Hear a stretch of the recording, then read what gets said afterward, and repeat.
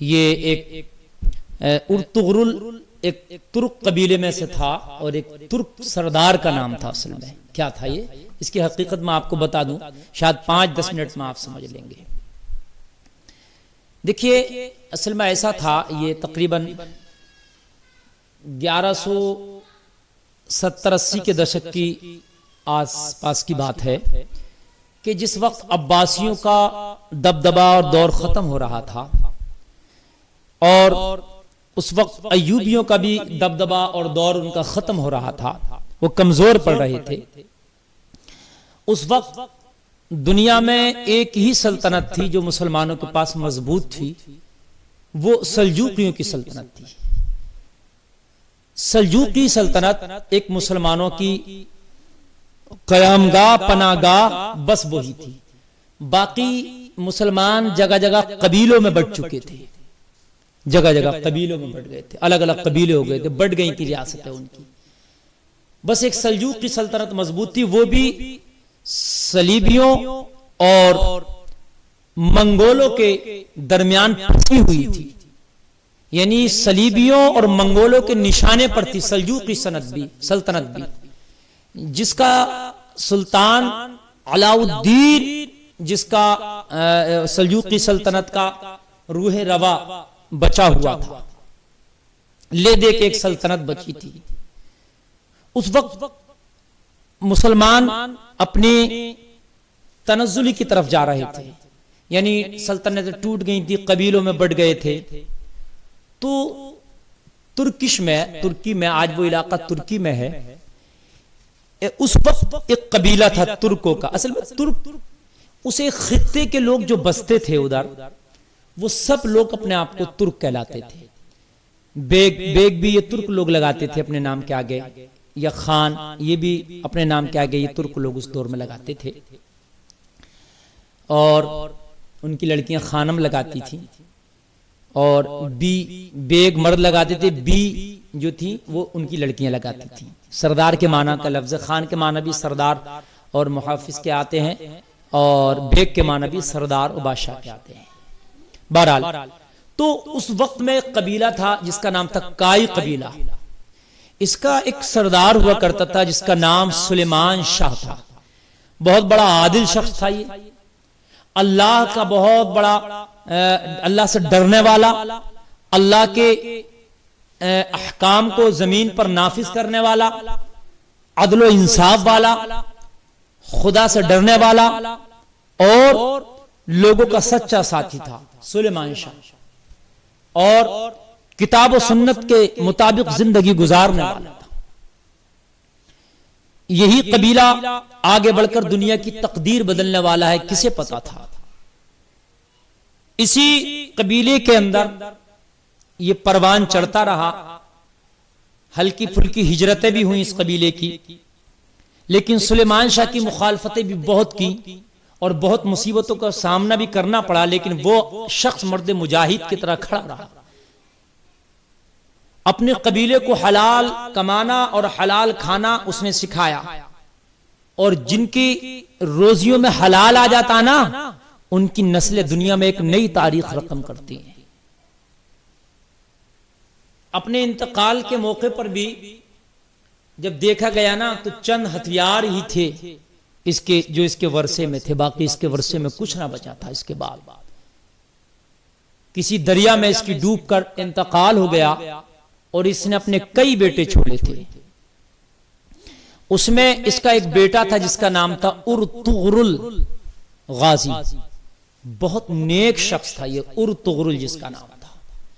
آج بھی ترکی میں ارطغرل کی قبر باضابطہ طور سے بنی ہوئی ہے، اور بہت سی وہ ان کی تبرکات اور وہ تاریخی باتیں لکھی ہوئی ہیں وہاں پر باضابطہ طور سے. ترکی نے اس کو محفوظ کر کے رکھا ہے. ارطغرل جب یہ بڑا ہوا تو بڑا ہونے کے بعد میں اس نے اپنے باپ کے نقش قدم پر چلا، اور باپ کے نقش قدم پر چلنے کے بعد اس نے بھی حق اور انصاف کو بلند کیا. پھر اس کی بہت مخالفتیں ہوئی، لیکن یہ کسی کی بھی مخالفت کو اس نے پیچھے مڑ کے نہیں دیکھا، آگے بڑھتا چلا گیا.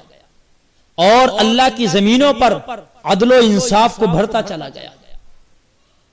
پھر یہ ہجرت کر کے بازنطینی کی سرزمینوں پر، جہاں پر صلیبیوں کی کہہ لیجئے گا قیام گاہیں تھیں اور ان کی سرحد تھی، وہاں پر یہ اپنے قبیلے کو جو ہے منتقل کرنے کے لیے لے کر چلا. اس نے پرچم، قرآن کے پرچم کو آگے رکھا تھا اپنی زندگی میں.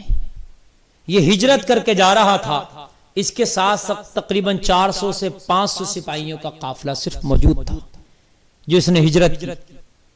جاتے جاتے راستے میں دیکھا کہ دو فوجیں آپس میں جنگ کر رہی ہیں. ایک فوج کے قدم اکھڑ رہے ہیں اور ایک فوج کے قدم جم رہے ہیں. اس نے دونوں میں سے کسی کی اس کو پہچان نہ تھی کہ غالب آنے والی فوج کون ہے اور مغلوب ہونے والی فوج کون ہے. اس کا تو ایک ہی کام تھا کہ مظلوم کا ساتھ دیو، جو پٹ رہا ہے اس کا ساتھ دینا اس نے اپنا مشغلہ بنا لیا تھا. ارطغرل نام کے اس شخص نے جب اس نے دیکھا کہ ایک فوج کے قدم اکھڑ رہے ہیں، مغلوب ہو رہی ہے، تو اس نے ان 400-500 سپاہیوں کو، جو چھوٹی سی اس کی ایک نفری تھی، اس نے حکم دیا کہ حملہ کر دو. یہ کائی لوگ لڑنے میں بڑے ماہر تھے، یہ مہارت تامہ رکھتے تھے، اپنے سے 10 گنا لوگوں پہ زیادہ اپنے سے 10 گنا زیادہ لوگوں پر فتح حاصل کرنے کا ان کو ایک مہارت تامہ حاصل تھی.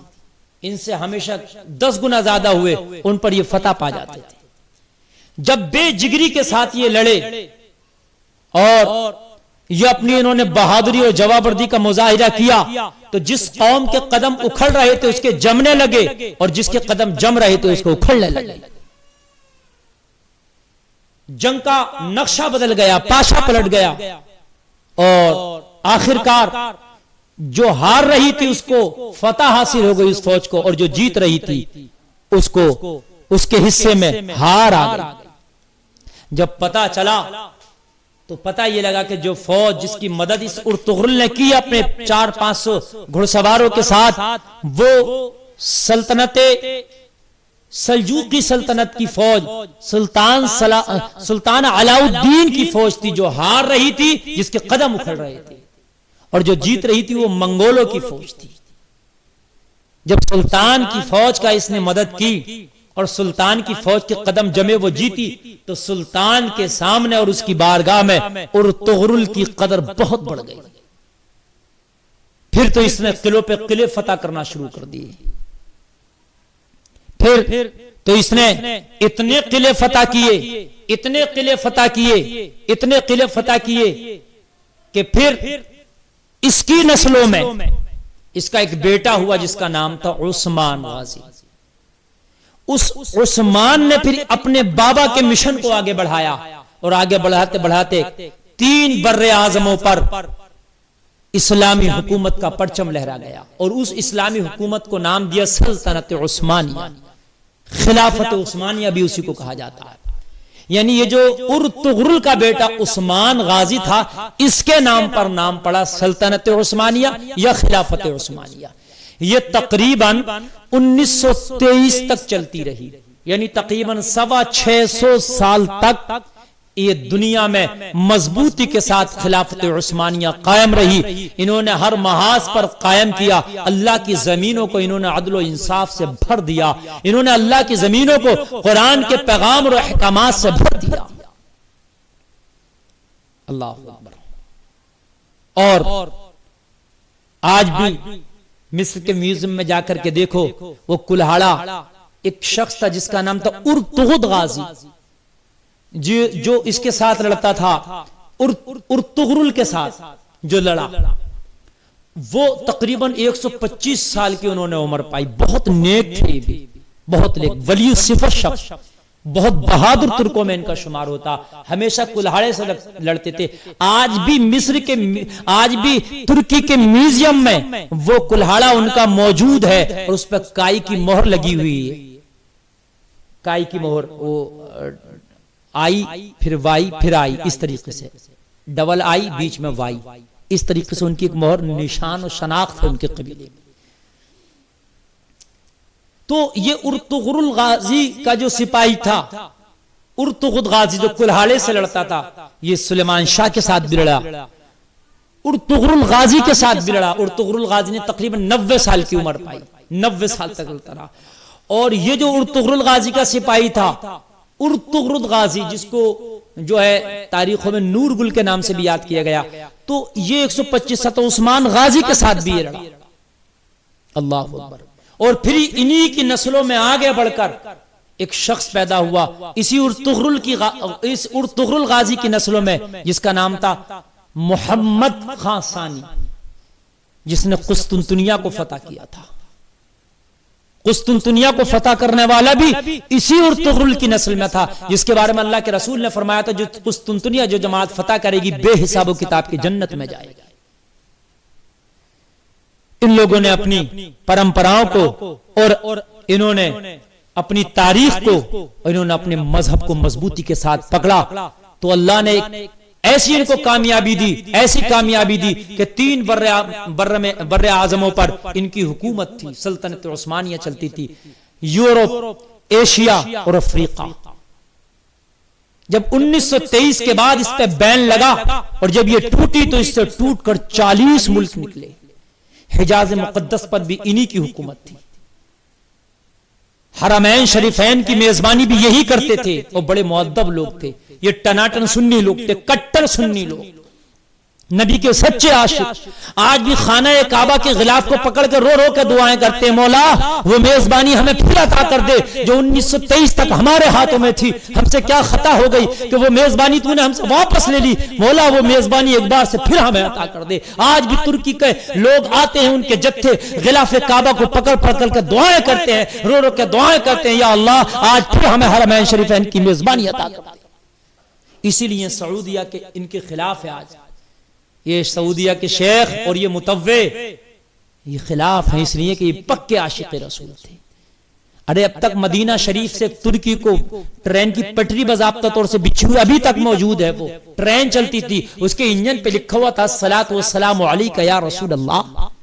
جب نبی کریم صلی اللہ علیہ وسلم کا نام آتا ہے تو اپنے سینے پہ محبت سے ہاتھ رکھ لیتے ہیں ادب کے لیے۔ اللہ میں تو دعا کرتا ہوں ایسے عشاق رسول کے ہاتھوں میں پھر میرا مولا حرمین شریفین کی پھر میزبانی عطا کر دے انہیں، تاکہ یہ لوگوں کے دلوں سے نبی کا عشق چھیننے کی کوشش نہ کریں، پھر جو وہاں کے میزبان ہوں وہ لوگوں کے دلوں میں نبی کا عشق بھرنے کی کوشش کریں۔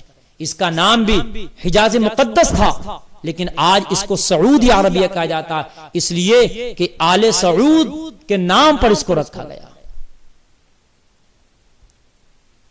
اللہ اکبر۔ یہ ان کی ایک مختصر سی تاریخ ہے۔ پھر وہ بین لگا دیا گیا اور آخر میں اس کو جو ہے توڑ دیا گیا، اور 1923 کے بعد ختم ہو گئی، تقریباً 650 سال۔ یہ ارطغرل غازی نے جو درخت لگایا تھا اور اس نے خواب دیکھا تھا، اور اس کے پیر و مرشد ابن العربی نے اس خواب کی تعبیر بتائی تھی کہ میں نے بہت بڑا سا درخت دیکھا ہے، اس درخت نے دنیا کو گھیر لیا ہے، تو کہا تھا اس کی تعبیر یہ ہے تیری سلطنت پوری دنیا کو گھیر لے گی، اور تو اللہ کی زمینوں پر اللہ کا نظام قائم کرے گا، اللہ کا عدل و انصاف قائم کرے گا۔ یہ معاملہ ہے۔